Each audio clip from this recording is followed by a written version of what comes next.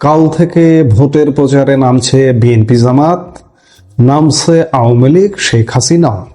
যে আগামীকাল বৃহস্পতিবার বাংলাদেশে ত্রয়োদশ জাতীয় সংসদ নির্বাচনের জন্য আনুষ্ঠানিকভাবে প্রচার শুরু হবে।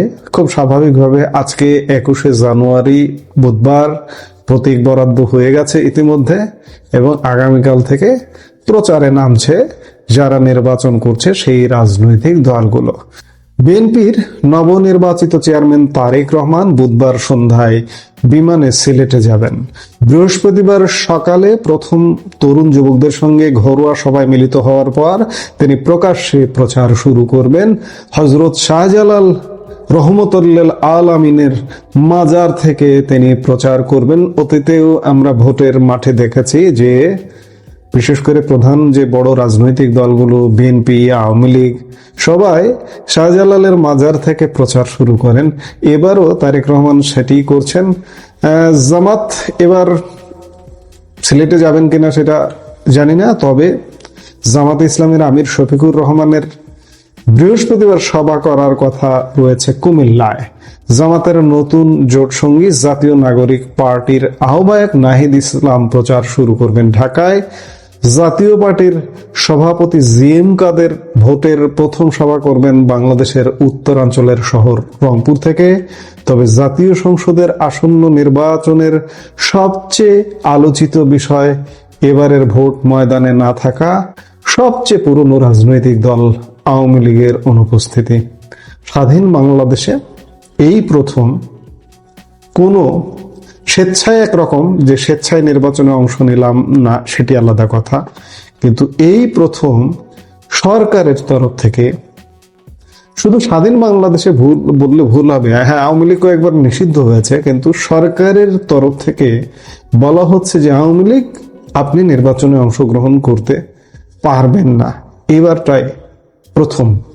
তো সেই জায়গা থেকে আওয়ামী লীগ স্বাভাবিকভাবে নির্বাচনে অনুপস্থিত। ইউনূসের অন্তর্বর্তী সরকার সন্ত্রাস দমন আইনে আওয়ামী লীগের কার্যক্রম নিষিদ্ধ করেছে। এই নির্দেশিকাকে হাতিয়ার করে বাংলাদেশের নির্বাচন কমিশন দলটির নিবন্ধন বাতিল করে রেখেছে। তবে ভোটে অংশ নিতে না দিলেও জাতীয় সংসদ নির্বাচনে আওয়ামী লীগও সমান তালে প্রচার চালাবে। ইতিমধ্যে প্রচারণা শুরু হয়ে গেছে। ভার্চুয়াল মাধ্যমে কয়েকদিন আগে থেকেই প্রচারণা নো ভোট দেখাই যাচ্ছে, এবং চলতি মাসের 7 দিনের ব্যবধানে শেখ হাসিনা দলের ওয়ার্কিং কমিটির সদস্যদের সাথে বৈঠক করেন, দ্বিতীয় দফা বৈঠক করেছেন। ওই বৈঠকে প্রচারের রণকৌশল ঠিক হয়েছে। আগামী পরশু শুক্রবার নয়াদিল্লিতে একটি অনুষ্ঠানে যোগদান করার কথা শেখ হাসিনার। এখানে বলা হচ্ছে যোগদান করার কথা, এবং এই আলাপটায় মনে হচ্ছে যেন সশরীরে শেখ হাসিনা হাজির হবেন, কিন্তু সশরীরে হাজির হওয়ার কোনো নিশ্চয়তা কোনো জায়গা থেকে এখনো পর্যন্ত পাওয়া যায়নি। আওয়ামী লীগের পক্ষ থেকে, আওয়ামী লীগের অফিসিয়ালি ফেসবুক পেজ, ইউটিউব বা কোনো মাধ্যম থেকে যে সশরীরে শেখ হাসিনা হাজির হবেন তা নয়। Foreign correspondents club of south Asia আয়োজিত এই অনুষ্ঠানে আওয়ামী লীগের কয়েকজন শীর্ষ নেতা ও সাবেক মন্ত্রীর উপস্থিত হওয়ার কথা। আমি ধারণা করছি শেখ হাসিনা হয়তো ভার্চুয়ালি অংশ নেবেন, সরাসরি এখনো অংশ নেবেন এমন নিশ্চয়তা কোনো জায়গা থেকে আসলে পাওয়া যায়নি। যাই হোক, 23 তারিখ পর্যন্ত দেখতে হবে। যে তিনি যদি উপস্থিত হন খুবই ভালো কথা। পুরো জাতি, পুরো দেশ, আওয়ামী লীগের নেতা কর্মীরা মুখিয়ে আছে যে শেখ হাসিনা কবে প্রকাশ্যে ক্যামেরার সামনে এসে কথা বলছেন, কিন্তু আদৌ 23 তারিখে বলবেন কিনা সেটি নিয়ে এখনো পর্যন্ত সংশয়ে আছে। ভার্চুয়ালি বক্তব্য দিতে পারেন। ভার্চুয়ালি বক্তব্য দেওয়া আমি আগেও বলেছি, এখনো বলছি যে নতুন কিছু নয়। তিনি প্রতিনিয়ত ভার্চুয়ালি বক্তব্য দিচ্ছেন। প্রতি সপ্তাহে এক বা একাধিকবার তিনি ভার্চুয়ালি বক্তব্য দিয়ে থাকেন এবং অডিও বক্তব্য দিয়ে থাকেন। তাকে দেশ ত্যাগ করার পর এখনো পর্যন্ত তাকে ক্যামেরায় অন্ততপক্ষে দেখা যায়নি। সেই মহিন্দ্রক্ষণের অপেক্ষায় বাংলাদেশের মানুষ এবং আওয়ামী লীগ নেতা কর্মীও। নির্বাচনে অংশ নিতে না দেওয়ায় আওয়ামী লীগ তাদের ভোটারদের এই নির্বাচন বয়কট করার আর্জি জানিয়েছে। অন্যদিকে বিএনপি এবং জামাত আওয়ামী লীগের ভোটারদের সমর্থন পেতে মরিয়া। কোথাও অনুনয় বিনয় নিরাপত্তা দেওয়ার আশ্বাস, তো কোথাও ভয় দেখানো হচ্ছে। বলা হচ্ছে ভোট না দিলে চরম পরিণতি হতে পারে। এই পরিস্থিতিতে চরম উৎকণ্ঠায় আছেন আওয়ামী লীগের কর্মী সমর্থকরা, ভীত সন্ত্রস্ত সংখ্যালঘু হিন্দু সম্প্রদায়ের মানুষ।